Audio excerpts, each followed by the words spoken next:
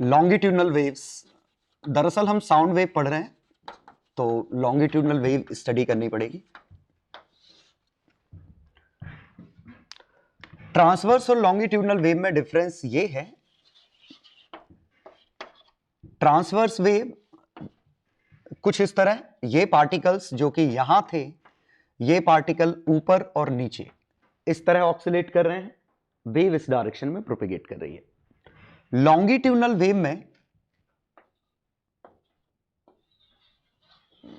देखिए, ग्राफ बनाने को हम एक सा बनाएंगे, लेकिन अंतर क्या है, यहां y और x ग्राफ है, यहां s और x ग्राफ है। यहां देखिए s नया सिंबल है, s सिंपली है डिस्प्लेसमेंट अलोंग x, ये x के अलोंग का डिस्प्लेसमेंट है। y क्या है, डिस्प्लेसमेंट परपेंडिकुलर टू x।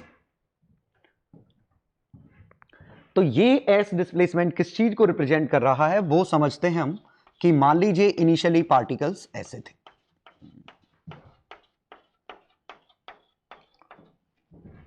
इसमें भी इनिशियली पार्टिकल ऐसे मान ले रहा हूं,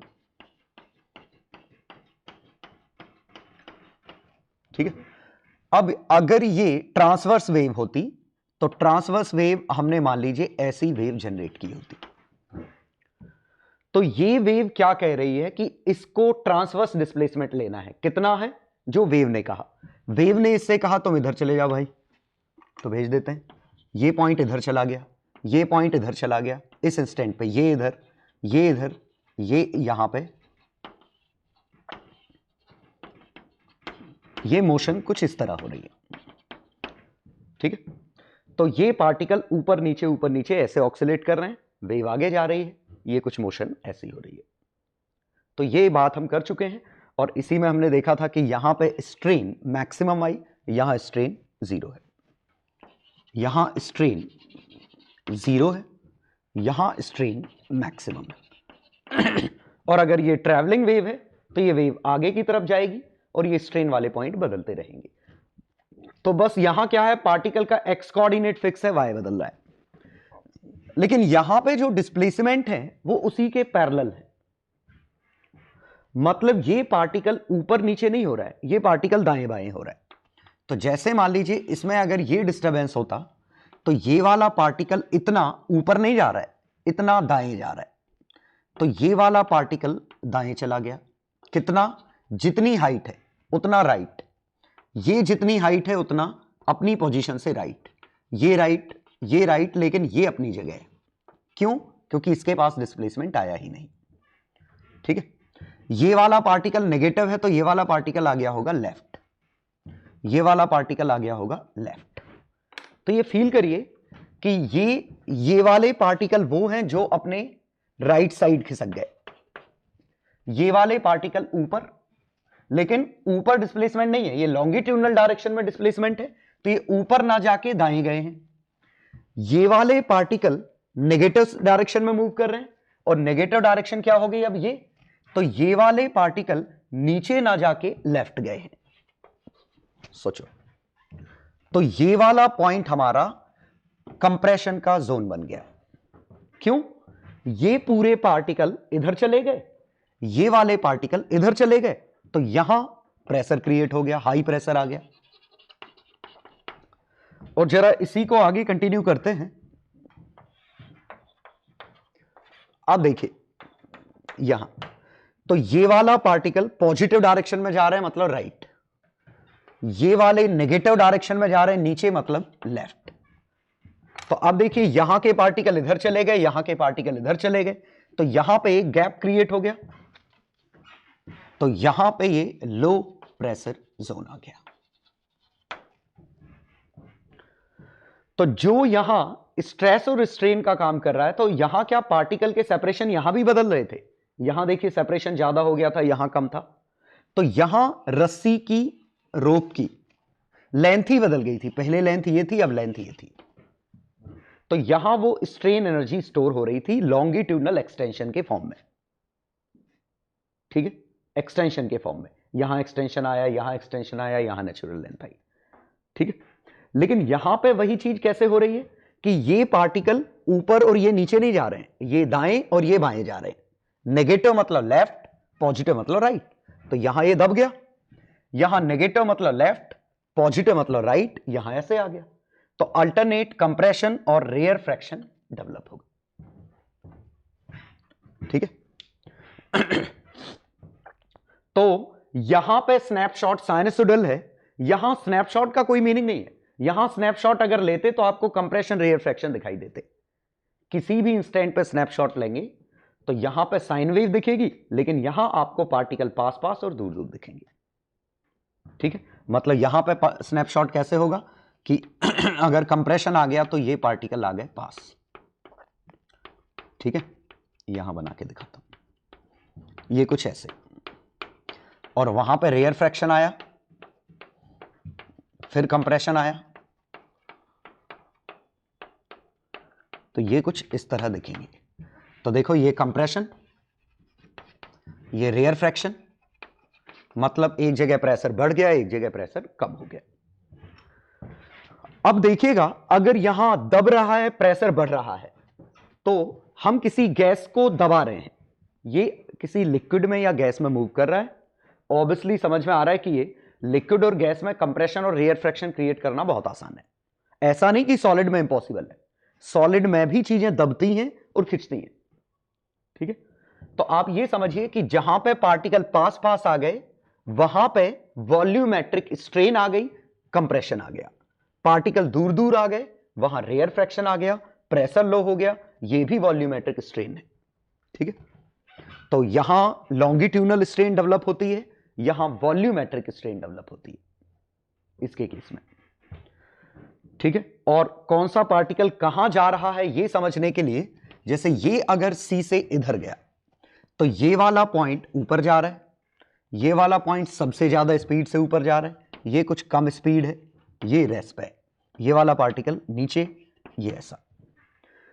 इसमें अगर ये डिस्टरबेंस इधर जा रहा होता तो बस अंतर क्या आता कि ये जो पार्टिकल है, ये पार्टिकल ट्रांसवर्स वेव के हिसाब से ऊपर जाएगा, लेकिन ऊपर नहीं, ये राइट जा रहा है, ये पूरा हिस्सा राइट जा रहा है। ठीक है, ये वाला पार्टिकल और तेज राइट, मतलब जो अप आ रहा था उसकी जगह राइट आएगा। ये वाला पार्टिकल इसके हिसाब से अगर ये ट्रांसवर्स होती तो इसको बगल का डिस्टरबेंस लेना होता, नीचे जाता, लेकिन नीचे मतलब लेफ्ट, ये वाला पार्टिकल लेफ्ट। तो समझिएगा, इसमें पार्टिकल ऊपर नीचे हो रहे हैं, इसमें पार्टिकल आगे पीछे हो रहे हैं। ठीक है, और ऊपर मतलब दाएं, नीचे मतलब बाएं। राइट वर्ड को पॉजिटिव माना, यहां अप को पॉजिटिव माना, डाउन को नेगेटिव, लेफ्ट को नेगेटिव। तो ये इस तरीके से ट्रांसवर्स और लॉन्गिट्यूडनल वेव का मोशन है। Equation of travelling longitudinal wave. Longitudinal या मैं सीधे साउंड वेव ही कह देता हूं। अब इसको समझने के लिए हम ऐसे देखते हैं कि ये हमारा मान लीजिए स्पीकर है, या आप इसको ट्यूनिंग फॉर्क भी समझ सकते हैं, ये ट्यूनिंग फॉर्क है। अब हमने इसको इनपुट दिया तो इसके पर्दा आगे पीछे हिलता है, यहां ये आगे पीछे वाइब्रेट होता है। ट्यूनिंग फॉर्क भी हम बात कर चुके हैं कि वाइब्रेशन इसके आगे पीछे होंगे, ये पर्दा भी आगे पीछे वाइब्रेट होगा। तो जब इसका जो डायफ्राम है, ये जब आगे जाएगा तो एयर को दबाएगा, पीछे आएगा एयर को खोल देगा। तो आगे गया कंप्रेशन, पीछे आया रेयर फ्रैक्शन। ये भी आगे गया कंप्रेशन, पीछे आया रेयर फ्रैक्शन। तो साउंड या ट्यूनिंग फॉर्क में मूवमेंट किस तरह होता है कि ट्यूनिंग फॉर्क आगे पीछे जाता है और करेस्पॉन्डिंग यहां जो पार्टिकल है उनमें कंप्रेशन रेयर फ्रैक्शन डेवलप होते रहते हैं इसके मूवमेंट के हिसाब से। और फिर रिपीट कर रहा हूं, आगे गया पार्टिकल को दबाने की कोशिश कर रहा है, पीछे आया पार्टिकल में रेयर फ्रैक्शन आ गया। तो ये बैक एंड फोर्थ ऑक्सिलेट करेंगे दोनों, तो उसकी वजह से जो भी मीडियम, उस मीडियम में रेयर फ्रैक्शन और कंप्रेशन आ जाएंगे। ठीक है, तो जैसे यहां इस सिमुलेशन में देखिए कि यहां पे ट्यूनिंग फॉर्क अपनी जगह ऑक्सिलेट कर रहा है, लेकिन ट्यूनिंग फॉर्क के ऑक्सिलेशन की वजह से पार्टिकल्स, देखें, पार्टिकल्स में मूवमेंट, मेरे ख्याल से अंडरस्टूड है। ट्यूनिंग फॉर्क इस तरह हो रहा है और यहां कंप्रेशन रेयरफेक्शन की पल्सेस चारों तरफ जा रही हैं। ठीक है, तो ये हमारा मूवमेंट है। चलो वापस आते हैं। अब अगर मुझे इसका फंक्शन मिल जाता s is equal to s naught sine omega t plus five. s क्या है? Longitudinal displacement. एस नॉट क्या है? लॉन्गिट्यूडनल डिस्प्लेसमेंट का एम्पलीट्यूड। मतलब ये एस नॉट ये है कि ये कहां तक आगे और पीछे जा रहा है। ये हमारा डिस्टरबेंस आया। तो अब मुझे अगर यहां से किसी भी x पे वेव की इक्वेशन लिखनी है तो जो डिस्टरबेंस यहां थे, यहां पहुंचने में टाइम x/c लेते। तो यहां पे जो डिस्टरबेंस किसी भी x और किसी भी टाइम पे आता, simply replace t by t minus x/c plus 5। तो s naught sine omega T minus के एक्स प्लस 5, वही चीजें हैं। ठीक है, बस पहले क्या हो रहा था, वो डिस्टरबेंस इस तरह हो रहे थे, अब डिस्टरबेंस इस तरह हो रहे। तो पहले y ले रहे थे, y की जगह हम s ले रहे हैं। y की जगह x ले सकते हैं, लेकिन x ऑलरेडी हम यहां यूज करने वाले हैं, तो कंफ्यूजन हो जाएगा। इसीलिए हमने s लिया। और s क्या है? Longitudinal displacement. s क्या है? Longitudinal displacement of particle at x at t from its mean position. इसकी खुद की मीन पोजीशन से कितना आगे पीछे। ठीक है, तो जो पार्टिकल हमारा x पे लोकेटेड होगा, ये s नॉट आगे और s नॉट पीछे, ये पार्टिकल s नॉट आगे पीछे जा रहा होगा। ठीक है, थोड़ा सा इसी को एनालाइज करने के लिए हमारे पास एक इंटरेस्टिंग तरीका है कि अगर यहां से λ/2 पे दो पार्टिकल ले लूं, एक पार्टिकल A है, एक पार्टिकल B है, दोनों में, और एक और C ले लेता हूं, दैट इज अगेन एट λ/2। हर लैम्डा के बाद फेज पाई आ जाएगा, जानते हैं, यही तो प्रॉपर्टी इसकी, k 2π/λ है। हर लैम्डा के बाद फंक्शन रिपीट हो जाएगा। तो अगर A और C के मोशन की बात करें तो A और C की मोशन ऐसी हो रही होंगी।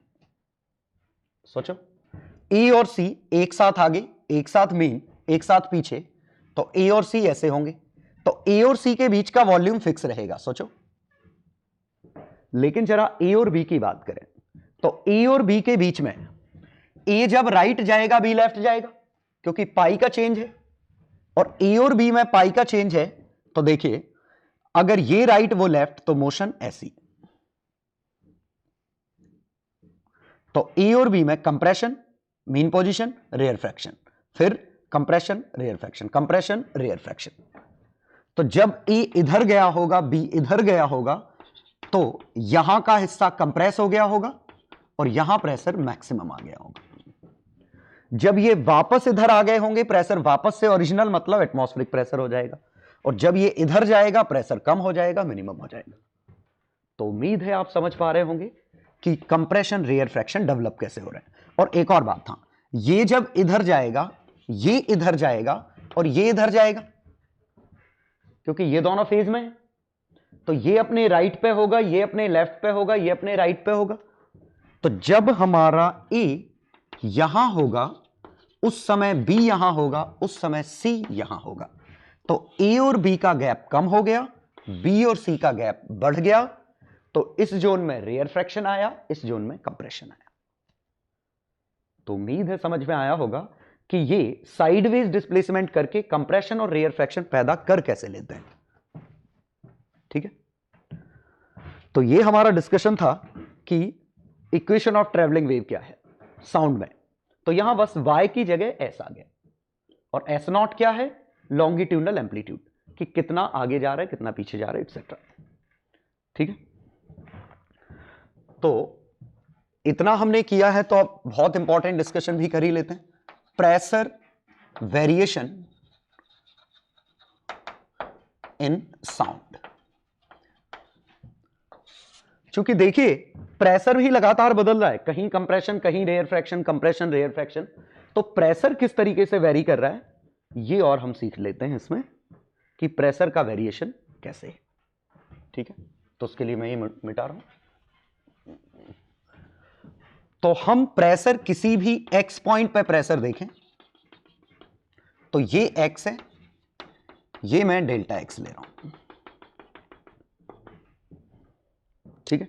तो ये हमारा एक पॉइंट था P, ये हमारा पॉइंट था Q, हम यहां प्रेशर की बात कर रहे हैं। तो ये जितना आगे जाएगा ये उतना आगे जाएगा, ये जरूरी नहीं, क्योंकि दोनों में फेज डिफरेंस है। तो अगर ये किसी भी समय इसका डिस्प्लेसमेंट s है, इसका s डैश है, तो इसको x लिखूं, इसको x प्लस डेल्टा x लिखूं। ये sx मतलब disturbance of particle at x, disturbance of particle at x plus delta x। Initially length delta x थी, अगर ये दोनों डिस्टर्बेंस बराबर होते तो ये इनके बीच का गैप कांस्टेंट रहता, लेकिन sx और sx प्लस डेल्टा x ये बराबर तो है नहीं, क्योंकि किसी भी समय पे x हम लिख चुके हैं, अभी हमने डिराइव किया था ओमेगा टी माइनस के एक्स प्लस फाई, ये हमने डिराइव किया था। तो अब इन दोनों के बीच का जो गैप है, तो इसी को मैं क्या लिख रहा हूं इसमें कि इस हिस्से में चेंज इन, देखिए अब मैं क्या लिख रहा हूं, change in separation of P and Q at T। तो चेंज इन सेपरेशन कितना आया, s x plus delta x minus s x. ये सोचो, ये कितना खिसका, ये कितना खिसका, उन दोनों के बीच का डिफरेंस चेंज इन सेपरेशन है, ठीक है। अब जरा ये समझिए कि ये पूरे रीजन के लिए ऐसा होगा, क्योंकि पार्टिकल तो पूरे स्पेस में फैले हैं, तो ये सिर्फ इन दो पॉइंट के बीच में नहीं है, ये पूरी लेयर, इस लेयर और इस लेयर के बीच का गैप है। तो अगर मान लीजिए जो साउंड हमारा मूव कर रहा है, मान लेते हैं साउंड इस एरिया में मूव कर रहा है, इस एरिया में मूव कर रहा है, तो ये लेयर आगे गई, ये लेयर आगे गई, तो दोनों लेयर में डिफरेंस आया, तो इस हिस्से का वॉल्यूम बदल गया। तो change in volume in region PQ is equal to A times, ये इस रीजन का वॉल्यूम कितना चेंज हो गया वो लिखा है। तो अगर मैं यहां वॉल्यूमेट्रिक स्ट्रेन लिखूं, वॉल्यूमेट्रिक स्ट्रेन ये होता है change in volume upon original volume. तो चेंज इन वॉल्यूम कितना है, एस डेल्टा एक्स, ये ओरिजिनल वॉल्यूम ए डेल्टा एक्स। इस हिस्से का वॉल्यूम कितना था पहले, अगर वेव नहीं होती तो इनके बीच का डिस्टेंस डेल्टा एक्स था, एरिया इंटू डेल्टा एक्स, ये इसका ओरिजिनल वॉल्यूम था, लेकिन ये आगे गया, ये आगे गया, तो इस हिस्से का वॉल्यूम बदल गया, कितना आया ये। और ये तो बड़ा इंटरेस्टिंग दिख रहा है, ये del S by del x लिखा है, एरिया से एरिया कट गया, s x plus delta x minus s x by delta x, और ये f of x plus d x minus f of x by d x, अगर delta x काफी छोटा है तो del S by del x at x, ये volumetric strain है। और प्रेशर या एक्स्ट्रा प्रेशर जनरेटेड, ठीक है, और इसी को मैं डेल्टा पी लिखूं, ये minus B delta V by V, ठीक है। और अगर बल्क मॉड्यूलस आपने नहीं पढ़ा तो ये आपके लिए छोटा सा नया एक टर्म है। जैसे यंग्स मॉड्यूलस क्या होता है कि stress is equal to Y times strain, ये लॉन्गिट्यूडनल में आता है। वॉल्यूमेट्रिक में वाई की जगह बल्क मॉड्यूलस आ जाता है, डेल्टा एल बाय एल की जगह डेल्टा वी बाय वी, और स्ट्रेस की जगह आ जाता है प्रेशर, स्ट्रेस की जगह आ जाता है प्रेशर, ठीक है। तो B delta V by V और प्रेशर, ये वॉल्यूमेट्रिक स्ट्रेन। एक एक्स्ट्रा नेगेटिव क्यों आता है, अगर वॉल्यूम बढ़ेगा तो प्रेशर घटेगा, तो ये चेंज इन प्रेशर। और इसको फील करने की कोशिश करिए, है बिल्कुल सिंपल सा, कि मान लीजिए ये बॉटल होती, इस बॉटल को मैं चारों तरफ से दबा रहा हूं, चारों तरफ से दबा रहा हूं, तो इसके अंदर का प्रेशर बढ़ेगा, तो किसी भी चीज को आप प्रेस करते हैं तो उसका प्रेशर बढ़ता है, क्योंकि उसके मॉलिक्यूल पास पास आ जाते हैं। पास पास आ जाते हैं तो चारों तरफ से प्रेशर उसका इंक्रीज हो जाएगा। तो आप कितना वॉल्यूमेट्रिक डिफॉर्मेशन कर रहे हैं, ठीक है, delta V by V into उस मटेरियल की प्रॉपर्टी। क्योंकि रबर की बॉल को उतना ही दबाने पे और स्टील की बॉल को उतना ही दबाने पे बराबर प्रेशर नहीं आएगा। स्टील की बॉल को उतना दबाने पे कई गुना प्रेशर आएगा। तो ये भी क्या है, मटेरियल की प्रॉपर्टी कि वो डिफॉर्मेशन को कितना रेजिस्ट कर रहा है, कितना मुश्किल से दब रहा है। और डेल्टा वी बाय वी कितना हमने उसको फ्रैक्शनल चेंज किया, और इन दोनों का प्रोडक्ट प्रेशर होता है, चेंज इन प्रेशर एक्चुअली, कि कितना एक्स्ट्रा प्रेशर क्रिएट होगा। तो delta P is equal to minus B delta V by V, और delta V by V del S by del X, ये बन गया। तो एक्स्ट्रा प्रेशर जो हमारा क्रिएट हुआ वो ये आया। तो delta P is equal to minus B del S by del X, इसको डिफरेंशिएट करो। तो डिफरेंशिएट करें तो minus B del S by del X, S nought के, एक्स के रिस्पेक्ट में डिफरेंशिएट कर रहा हूं, तो माइनस के बाहर आया तो ये प्लस हो गया, into cos omega T minus के एक्स प्लस 5, ये बना। तो ये हमारा B K S nought is pressure amplitude.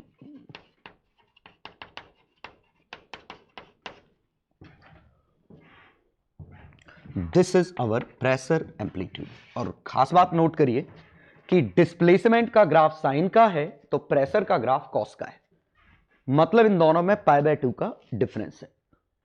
और ये प्रेशर नहीं है, एक्सिस प्रेशर, क्योंकि रेयर फ्रैक्शन पे प्रेशर 0 नहीं है, मिनिमम है, कंप्रेशन पे प्रेशर मैक्सिमम है। तो ये डेल्टा पी क्या है, प्रेशर का वेरिएशन। एटमॉस्फेरिक प्रेशर, अगर ये वेव नहीं होती तो हर जगह प्रेशर एटमॉस्फेरिक आता। इस वेव ने एक जगह का प्रेशर बढ़ा दिया, एक जगह का प्रेशर गिरा दिया। तो जहां प्रेशर बढ़ाया वहां डेल्टा पी नॉट ये पॉजिटिव आएगा, जहां घटाया वहां नेगेटिव आएगा, ठीक है। तो कंप्रेशन पे प्रेशर, ये फील करिएगा, कंप्रेशन पे प्रेशर है P atmospheric plus delta P naught, rarefaction पे P atmospheric minus delta P naught, ये आते, ठीक है। और डेल्टा पी नॉट क्या है, प्रेशर एम्पलीट्यूड, कि प्रेशर में चेंज कितना आया, और वो किस पे डिपेंड किया, बल्क मॉड्यूलस, डिस्प्लेसमेंट एम्पलीट्यूड और के, तीनों पे, ठीक है। तो मैं ये फॉर्मूला रिकमेंड करने की वजह सीधे मैं आपसे ये कह रहा हूं कि आप ये समझिए कि एक्सिस प्रेशर ये है। तो delta P is equal to minus B delta V by V, और डेल्टा वी बाय वी क्या है, del S by del X. S में कितना चेंज है, एक्स में कितना चेंज है, इन दोनों का रेशियो वॉल्यूमेट्रिक स्ट्रेन है, बल्क मॉड्यूलस मल्टीप्लाई कर दो तो प्रेशर आ जाएगा। और प्रेशर एम्पलीट्यूड आया बी के एस नॉट, ठीक है। तो इनिशियली शायद अगर आपने बल्क मॉड्यूलस नहीं पढ़ा तो बिट आपको डिफिकल्टी हो सकती है इसको डाइजेस्ट करने में, ठीक है। लेकिन फिलहाल बस इतना समझिए कि ये एक फॉर्मूला था, उस फॉर्मूले से हमने ये छाप दिया, तो हमें वॉल्यूमेट्रिक स्ट्रेन पता थी, उससे हमने प्रेशर निकाल लिया। और ये स्ट्रेन क्यों आई, क्योंकि इनकी डिस्प्लेसमेंट बराबर नहीं है, इनके फंक्शन एक से नहीं है, दोनों फंक्शन में डिफरेंस है। तो जितना ये जा रहा है उतना ये नहीं जा रहा है, तो ये इतना गया, ये इतना गया, तो जितना इनके बीच का गैप था, इन दोनों के बीच का गैप था, वो चेंज इन वॉल्यूम हो गया। ओरिजिनल वॉल्यूम ये हुआ, एरिया तो कट ही गया, तो इन दोनों के बीच का गैप अपॉन ओरिजिनल गैप, ये वॉल्यूमेट्रिक स्ट्रेन बन गया, क्योंकि एरिया कट गया। तो बल्क मॉड्यूलस में वॉल्यूमेट्रिक स्ट्रेन मल्टीप्लाई किया, डेल्टा पी निकल आया, ठीक है। तो ये आज की क्लास का सबसे ट्रिकीएस्ट पार्ट था, जहां ये समझना कि लॉन्गिट्यूडनल मोशन प्रेशर कैसे क्रिएट कर दे रही है। तो where there is longitudinal motion there will be pressure associated with it, ठीक है। तो कहीं कंप्रेशन रेयर फ्रैक्शन आने ही थे। हाँ, इसी में ये हम ग्राफ का सिग्निफिकेंस भी समझ लेते हैं कि डिस्प्लेसमेंट का ग्राफ, ये डिस्प्लेसमेंट का ग्राफ है एक्स के साथ, तो हमें प्रेशर का ग्राफ चाहिए। एक्चुअली प्रेशर का नहीं, एक्सिस प्रेशर का ग्राफ बना रहा हूं, डेल्टा पी। तो एस का ग्राफ पता है, डेल्टा पी का ग्राफ बना रहा हूं। तो समझने की कोशिश करिए कि यहां पे जितने पार्टिकल हैं ये सभी पार्टिकल अपने ऊपर जाते, इस हाफ की बात समझिए, ये सभी ऊपर जाते मतलब दाएं जाएंगे, ये पार्टिकल सभी नीचे जाते मतलब बाएं जाते। तो ये वाला हमारा कंप्रेशन का पॉइंट है। कंप्रेशन मतलब प्रेशर का मैक्सिमम। और जरा यहां देखिए, ये सभी पार्टिकल नेगेटिव जाते मतलब लेफ्ट, ये ऊपर मतलब राइट, तो ये रेयर फ्रैक्शन का पॉइंट है। और फिर से ये रेयर फ्रैक्शन, ये कंप्रेशन। और कंप्रेशन मतलब प्रेशर का मैक्सिमा, कंप्रेशन मतलब प्रेशर का मैक्सिमा, रेयर फ्रैक्शन ये, compression rarefaction, rarefaction minima, compression maxima. और इसकी ये हाइट कितनी हुई, बी के एस नॉट। और जरा देखिए, ये साइन का कर्व है तो ये कॉस का कर्व है, रियलिटी ये है कि माइनस कॉस का कर्व है, क्योंकि ये अगर एस है तो del S by del X, S ये है तो del S by del X cos theta होता है, एस अगर साइन थीटा होता तो, ये अगर साइन थीटा है तो इसका डेरिवेटिव कॉस थीटा है, एक्स मान लो। लेकिन ये कॉस एक्स का ग्राफ नहीं है, माइनस कॉस एक्स का ग्राफ है, क्योंकि कॉस का तो ये ऊपर होता, इसीलिए तो डेल्टा पी की value minus B del S by del X है। ठीक है, तो ये कंप्रेशन रेयर फ्रैक्शन आप सीधे सोच पा रहे थे, आप पहले से भी अंदाज लग रहा था कि ये साइन है तो ये कॉस टाइप का बनेगा। ठीक है, क्योंकि कंप्रेशन रेयर फ्रैक्शन हम ऑलरेडी अंदाज लगा पा रहे थे। ठीक है, तो डिस्प्लेसमेंट वेव और प्रेशर वेव में π/2 का डिफरेंस है। ठीक है, अब π/2 कौन लीड कर रहा है, तो सिंपल सी बात है, वो आपको सोचना पड़ेगा कि वो π/2 लेना है कि -π/2 लेना है। ठीक है, या 3π/2 एक ही बात है। तो आप इस फॉर्मूले से इस चीज को याद रख सकते हैं।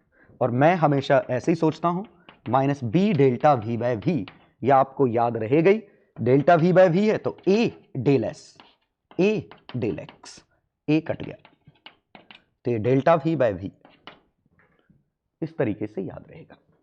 Clear?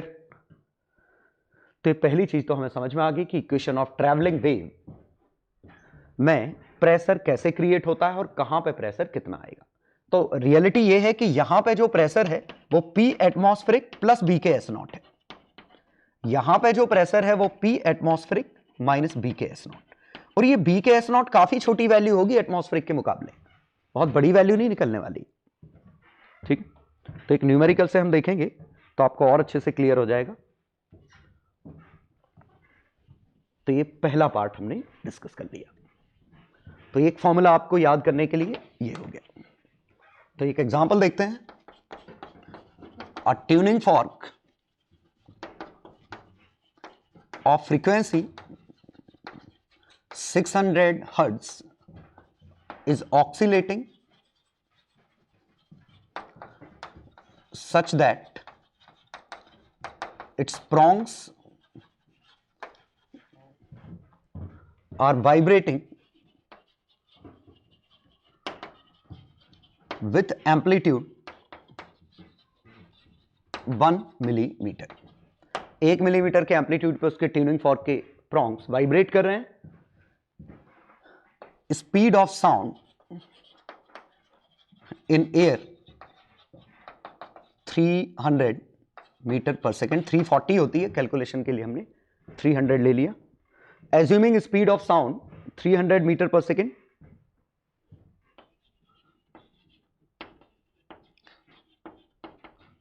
and bulk modulus of air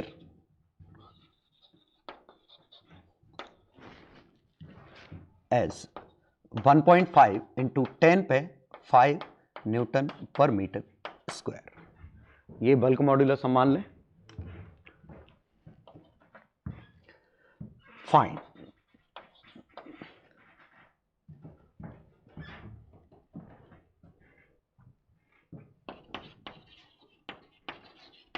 equation of displacement wave at x distance from prong।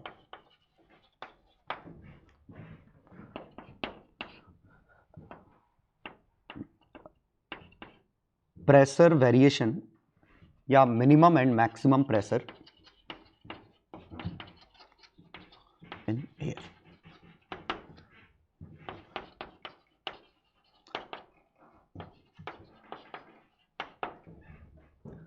P atmospheric 1 atmosphere।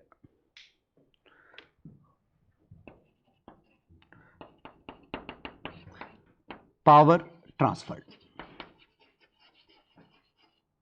या इंटेंसिटी ट्रांसफर्ड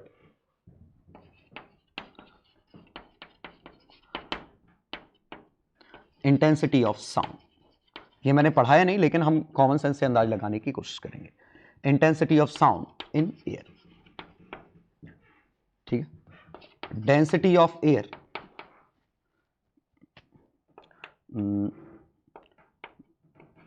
20 ग्राम पर मीटर क्यूब, ये ले लिया हमने, ठीक है। चलो अब देखते हैं, रफली प्रैक्टिकल डेटा है, बहुत बड़ा वेरिएशन नहीं है प्रैक्टिकल डेटा से।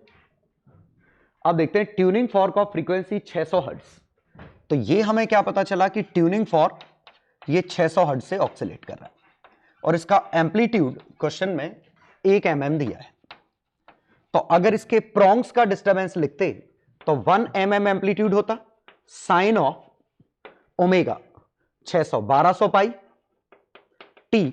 चूंकि फेज नहीं गिवन है तो फेज फाई आएगा, क्योंकि इनिशियली नहीं गिवन कि प्रोंग अपनी मीन पोजीशन पे है कि एक्सट्रीम पे है कि नेगेटिव एक्सट्रीम पे है, कहां है, इसीलिए हमने फाई लिखा। लेकिन अब ये डिस्टरबेंस जा रहे हैं 300 की स्पीड से, तो किसी भी एक्स पे डिस्टरबेंस लिखना है तो एस की वैल्यू 1 mm साइन, तो पहले का सीधे आंसर ही मिल गया। तो पहले का आंसर आया 1 mm sine of omega 1200 pi T minus X by C, T minus X by 300, और एक्स हमारा मीटर्स में तभी क्योंकि 300 मीटर पर सेकेंड में, एक्स बाय सी प्लस 5, और ये 300 अगर इधर देखें तो 4x बनेगा, तो 4 पाई एक्स प्लस 5।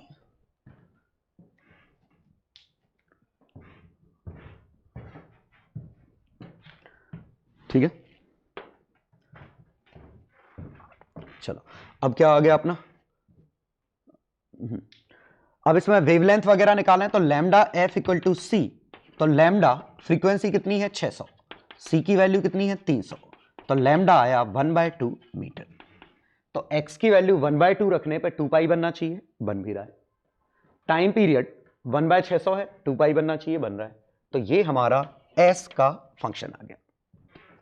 अब हमें प्रेशर का फंक्शन लिखना है, तो प्रेशर के फंक्शन के लिए -b del S by del X, तो इसका x के रिस्पेक्ट में डिफरेंशिएट करते ये माइनस और ये माइनस कट जाता, बल्क मॉड्यूलस, तो bulk modulus into del S, derivative करते एक 4 पाई बाहर आता, एक 1 mm यहां रहता और साइन की जगह कॉस आ जाता, और ये as it is copy paste, ये फंक्शन आ जाता।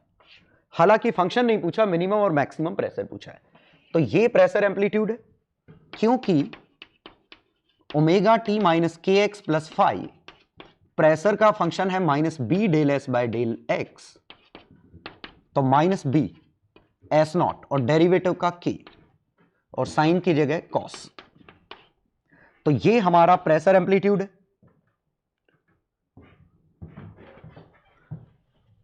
तो प्रेशर एम्पलीट्यूड, इसका मतलब डेल्टा पी की maximum value is B K S not, bulk modulus 1.5 into 10 पे 15, 10 पे 5 सॉरी, के प्रोपेगेशन कांस्टेंट यही 4 पाई है, और x मीटर में है तो 4 पाई पर मीटर है, पर मीटर मतलब SI unit, S not 1 millimetre मतलब 10 पे -3,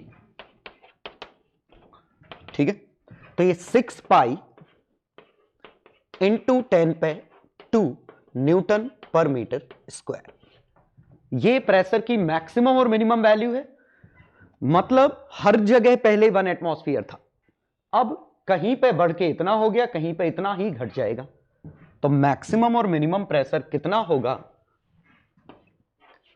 तो सेकंड का आंसर P मैक्स 1 एटमॉस्फेयर 10 पे 5 प्लस कितना जुड़ा 6 पाई इंटू 10 पे 2 और मिनिमम कितना आया 10 पे 5 माइनस 6 पाई इंटू 10 पे 2। तो बहुत बड़ा चेंज नहीं है, ये प्रेशर एम्पलीट्यूड इतना बड़ा नहीं है कि साउंड हमने पैदा किया और 1 एटमॉस्फेयर की जगह 2 एटमॉस्फेयर प्रेशर हो जाए। नॉर्मल जो साउंड होता है उससे एटमॉस्फेरिक प्रेशर में बहुत कम चेंज आता है, ऐसे 1% के आसपास, 0.1%, 1% इतना। हां, बहुत ही हैवी साउंड हुआ तो ऑब्वियसली इतना आ सकता है कि 1 एटमॉस्फेयर से 1.5 हो जाए, तो ठीक है ना। हैवी साउंड में इतना ज्यादा फोर्स होगा कि हमें एटमॉस्फेरिक प्रेशर के बराबर धक्का लग सकता है। लेकिन हम प्रैक्टिकल साउंड्स की बात कर रहे हैं, ये पूरा डेटा प्रैक्टिकल था। तो प्रेशर में वेरिएशन इतना ज्यादा नहीं है कि आप उस एब्सोल्यूट प्रेशर को मान लो कि बहुत बड़ा चेंज हुआ। प्रेशर रफली 1 एटमॉस्फेयर ही है, उसमें स्लाइड कहीं बढ़ रहा है, कहीं स्लाइड घट रहा है, कहीं बढ़ रहा है, कहीं घट रहा है। और इसी प्रेशर के चेंज को हमारे ईयर्स, हमारे कान डिटेक्ट करते हैं कि वो प्रेशर में चेंज कितना हो गया। और हमारा कानों का जो पर्दा है, डायफ्राम है, वो इतना सेंसिटिव है कि बहुत छोटे छोटे प्रेशर के चेंज को भी डिटेक्ट कर देता है। ठीक है, तो वेव क्या है? वेव प्रेशर नहीं है, वेव है चेंज इन प्रेशर। ठीक है, कि चेंज इन प्रेशर एक जगह से दूसरी जगह मूव कर रहा है। तो लॉन्गिट्यूडनल डिस्प्लेसमेंट प्रेशर क्रिएट करेंगे, जो प्रेशर में वेरिएशन आएगा वही हमारी साउंड वेव है। ठीक है, अब लास्ट हमसे यह पूछ लिया कि इसकी इंटेंसिटी कितनी है। अब इंटेंसिटी बिल्कुल नया टर्म हो गया, तो यह समझने के लिए हम यह देखते हैं कि मान लो ये एरिया ए में मूव कर रही होती, क्योंकि इंटेंसिटी में एरिया की जरूरत पड़ती।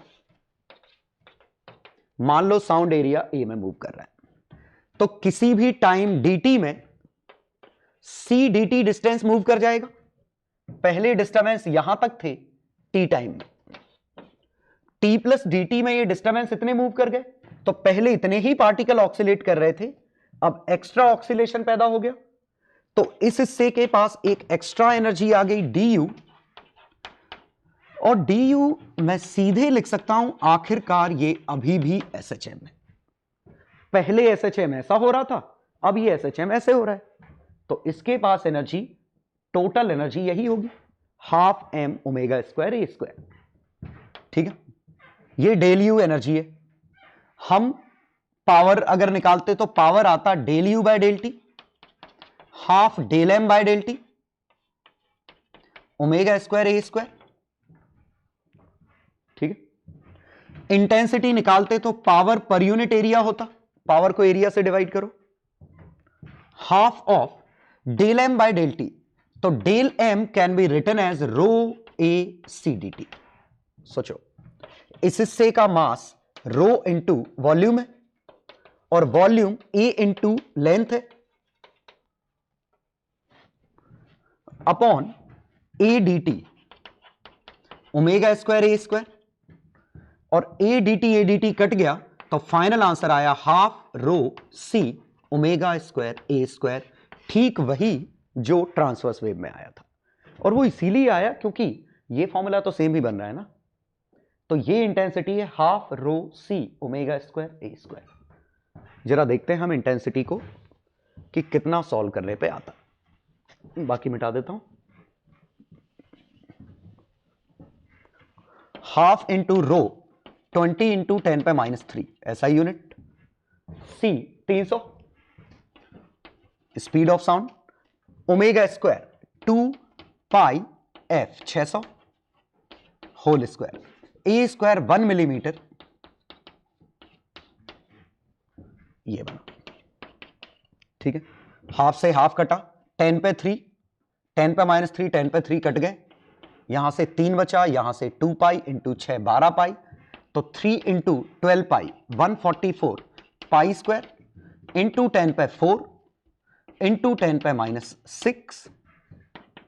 ठीक है, 10 पे 4 ये, 10 पे -6 ये, 10 पे 1 ये, एक डेसिमल इधर लगा दूं तो सभी पावर कट जाएंगी, 43.2 के करीबन आंसर आ जाएगा, वॉट पर मीटर स्क्वायर। ये इंटेंसिटी आ गई। ठीक है, तो ये हमारे कैलकुलेशन हो गए। तो कैलकुलेशन में तो कोई खास आपको दिक्कत हुई नहीं होगी, अंडरस्टूड है। और इंटेंसिटी का फॉर्मूला बिल्कुल वही है जो पिछला वाला था।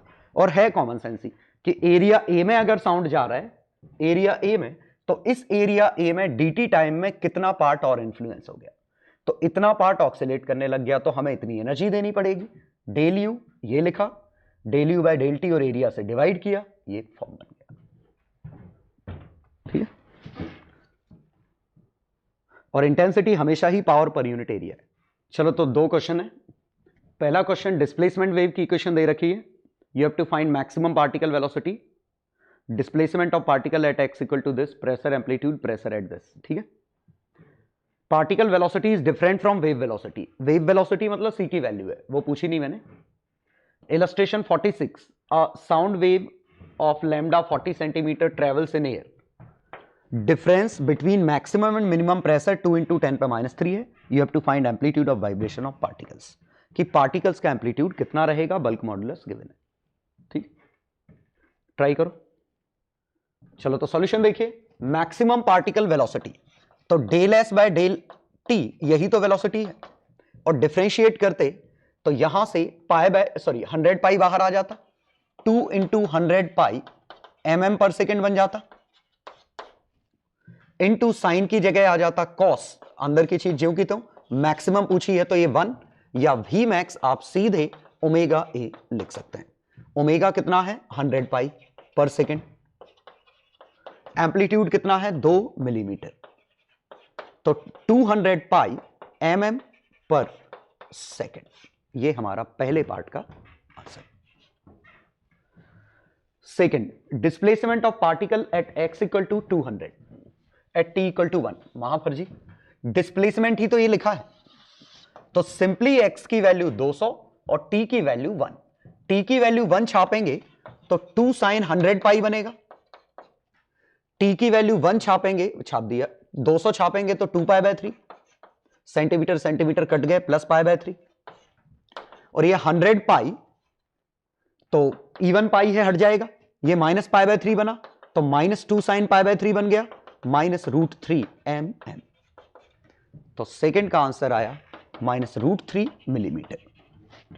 मींस अपनी मीन पोजीशन से √3 millimetre left of mean position, क्योंकि नेगेटिव ये सजेस्ट कर रहा है कि लेफ्ट है, पॉजिटिव में हम राइट मानते हैं। ट्रांसवर्स होती तो ये बिलो आता, बिलो या अप आता, वाई डायरेक्शन में होता। चलो, प्रेशर एम्पलीट्यूड, प्रेशर, लेकिन अगले में प्रेशर एट पॉइंट भी पूछ लिया है तो हमें पी का फंक्शन निकालना पड़ेगा, -b डेल एस बाय, बहुत बढ़िया, मैंने बल्क मॉडुलस नहीं दिया, del S by del X, तो मैं लिख दूंगा इसमें, तो यूज बल्क मॉडुलस 1.5 × 10⁵ Nm/m²,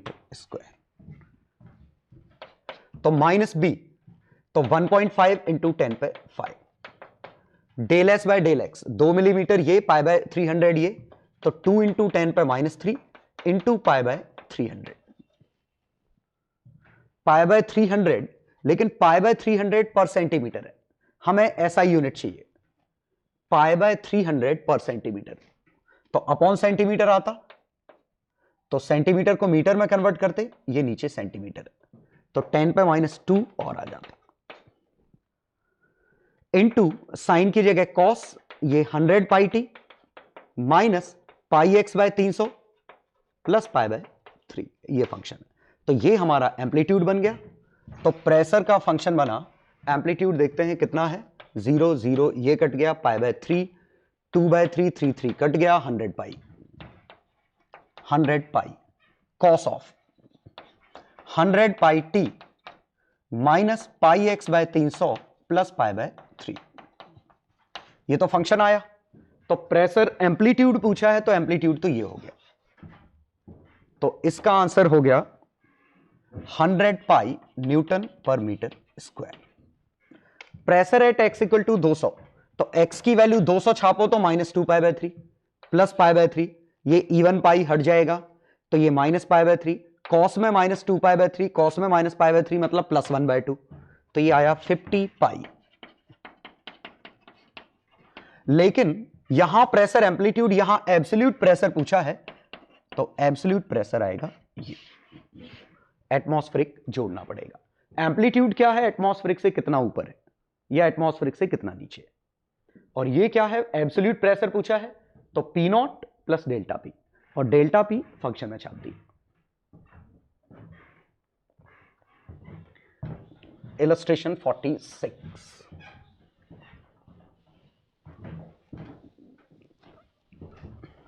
है straight forward. Difference between maximum and minimum pressure, तो डेल्टा पी, तो पी मैक्स कितना है, P naught plus delta P, P min कितना है, P naught minus delta P. इन दोनों का डिफरेंस 2 डेल्टा पी, मतलब 2 बी के एस नॉट, और ये 2 इंटू 10 पे ये, तो 2 बी के एस नॉट ये दिया है 2 इंटू 10 पे माइनस 3। बल्क मॉडुलस 1.4 इंटू 10 पे 5। के होता है 2 पाई बाय लैम्डा, तो 2 पाई बाय लैम्डा 0.4 ऐसा यूनिट इंटू डिस्प्लेसमेंट 10 पे माइनस 3। ठीक है, तो बी के एस नॉट, के कितना है 40 सेंटीमीटर, तो 0.4 एस नॉट, तो एस नॉट आंसर आ जाएगा मीटर में। एस नॉट की वैल्यू आएगी 4, ये 4 इधर गया, 1.4 28, 4 बाय 28 पाई इंटू 10 पे माइनस 8 मीटर। ठीक है, तो पाई को 22/7 लिख लें, वैसे कुछ खा, ठीक है, ये कट गया, तो 1/22 इंटू 10 पे माइनस 8 मीटर, ये आया एम्पलीट्यूड, जो कि काफी छोटी वैल्यू है और सही बात है, एंगस्ट्रॉन के ऑर्डर का आंसर है।